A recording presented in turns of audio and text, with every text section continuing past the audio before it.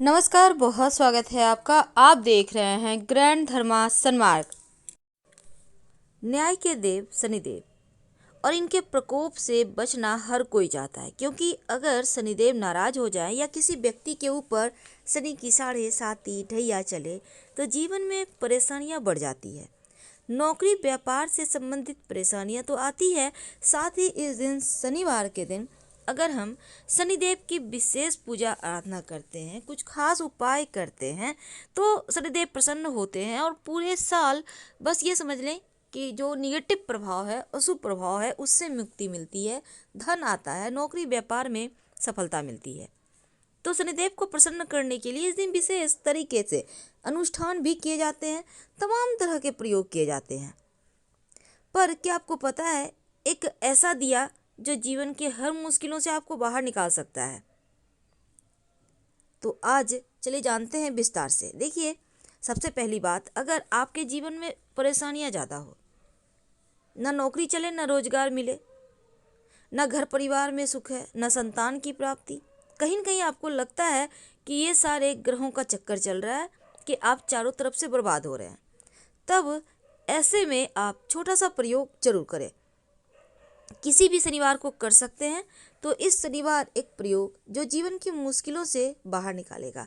देखिए, सबसे पहली बात तो शनि देव से जुड़ी हुई चीज़ों का दान करना चाहिए, जैसे कि काली उड़द, तेल, तिल, लोहा, काले कपड़े, क्योंकि ये दान करने से आपकी तरक्की में जो बाधाएं हैं वो समाप्त होती है। और शिव जी की पूजा अगर शनिवार के दिन किया जाए, शिवलिंग पर 1 लोटा जल अर्पित किया जाए, तो वैसे भी शनिदेव शांत रहते हैं, क्योंकि वो उनके आराध्य हैं। वैसे तो भगवान श्री कृष्ण भी आराध्य हैं, लेकिन शिव जी भी आराध्य हैं। इसलिए अगर आप भगवान की पूजा कर लेते हैं तो शनिदेव के प्रकोप से बच सकते हैं, क्योंकि शिव जी के भक्तों को तो वो तो स्वयं महाकाल हैं, अब उनके भक्तों को भला कौन डराए। तो ये चीज़ें आपको समझनी होगी। दूसरी बात, शाम के वक्त मुख्य तौर पर पीपल के नीचे दिया जलाया जाता है, मुख्य तौर पर पीपल के नीचे जलाया जाता है। लेकिन लोग भूल जाते हैं कि पीपल के नीचे जलाने के बाद दिया, अगर हनुमान जी के मंदिर में आपने दिया नहीं जलाया तो फिर आपको उतने पुण्य फल नहीं मिलते। जिस उम्मीद के साथ आप गए हैं वो आपकी कामनाएं पूरी होने में देर हो जाती है।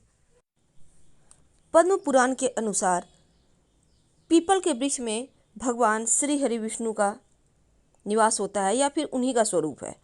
इसीलिए धार्मिक दृष्टि से पीपल का वृक्ष को देव वृक्ष कहते हैं।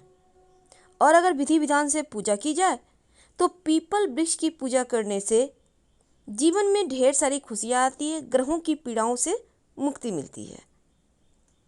तो भगवान विष्णु, माँ लक्ष्मी जी, पीपल के पेड़, जड़ में भगवान विष्णु, तने में केशव, शाखाओं में नारायण, पत्तों में भगवान हरि और फलों में सब देवताओं से युक्त अच्युत सदा निवास करते हैं।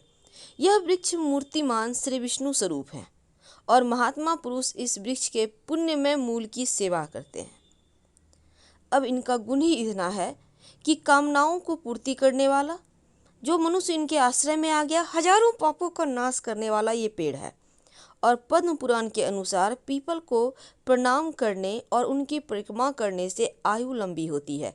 जो व्यक्ति इस वृक्ष को पानी देता है वह सभी पापों से छुटकारा पा लेता है। तो पीपल में पितरों का भी वास माना गया है, सब तीर्थों का भी निवास है। इसीलिए मुंडन आदि जो संस्कार है पीपल के पेड़ के नीचे करवाने का प्रचलन है। अगर शनि की 7.5 ढैया परेशान करे तब उसके कुप्रभाव से बचने के लिए हर शनिवार को पीपल के वृक्ष पर जल चढ़ाकर 7 बार परिक्रमा करना चाहिए। और शाम के समय पेड़ के नीचे दीपक जलाना भी जरूरी है। हालांकि एक ऐसा पेड़ है पीपल का पेड़ जो 24 घंटे ऑक्सीजन ही छोड़ता है, जो मनुष्य के जीवन के लिए भी जरूरी है। इसीलिए देव वृक्ष कहा जाता है पीपल के वृक्ष को। अगर निरंतर पीपल के वृक्ष की पूजा करते रहें, जल चढ़ाते रहें, तो संतान की प्राप्ति होती है, पुण्य बढ़ता है और दृश्य आत्माएं तृप्त होकर सहायक बन जाती है। कोई कामना है तो वह भी पीपल पूर्ति करता है।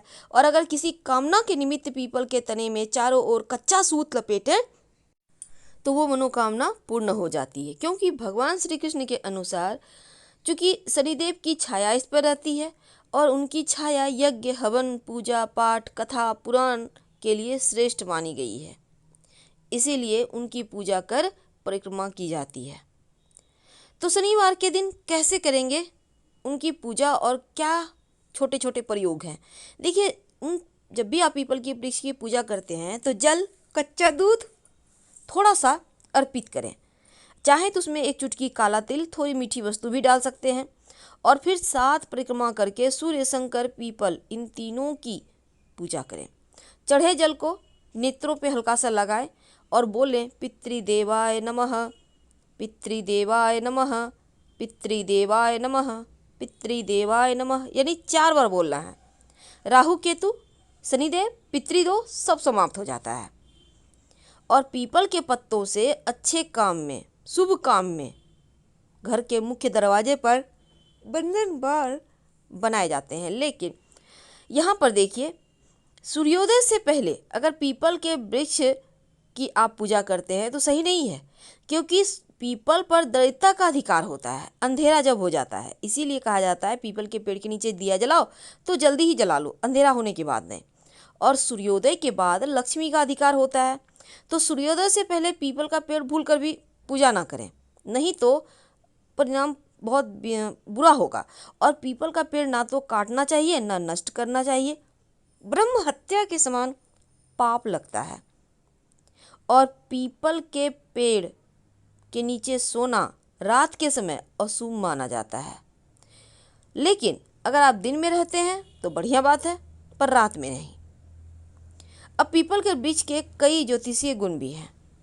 पीपल का वृक्ष का सीधा संबंध बृहस्पति से भी है और बृहस्पति को सभी ग्रहों में सबसे अधिक लाभ देने वाला ग्रह माना गया है। और बृहस्पति जब भी किसी की कुंडली में प्रवेश करता है तो व्यक्ति को जीवन में जो परेशानी है वो खत्म हो जाती है। वैसे तो माना जाता है पीपल के पेड़ में जल चढ़ाने से कुंडली में मौजूद कमजोर बृहस्पति मजबूत होता है। तो ज्योतिष शास्त्र में पीपल वृक्ष की महिमा बहुत ज़्यादा है। आइए हम कुछ छोटे छोटे प्रयोग जानते हैं, क्योंकि पीपल की पूजा से व्यक्ति को दान धर्म की प्रवृत्ति बढ़ती है, बुद्धिमत्ता बढ़ती है। कैसे करेंगे पूजा और कैसे मनाएंगे, कैसे एक चुटकी मिट्टी का महाप्रयोग करेंगे? देखिए, सबसे पहली बात, शनिवार का दिन 9 ग्रहों के परिवार में न्याय के देवता माने जाने वाले शनिदेव को समर्पित है और पीपल के पेड़ में शनिदेव का वास है। अब ब्रह्म पुराण में एक प्रसंग आता है, इसके 118वें अध्याय के अनुसार शनिदेव कहते हैं, मेरे दिन अर्थात शनिवार को जो मनुष्य नियमित रूप से पीपल के वृक्ष की स्पर्श करेगा उनके सब कार्य सिद्ध होंगे और मुझसे उनको कोई पीड़ा नहीं होगी।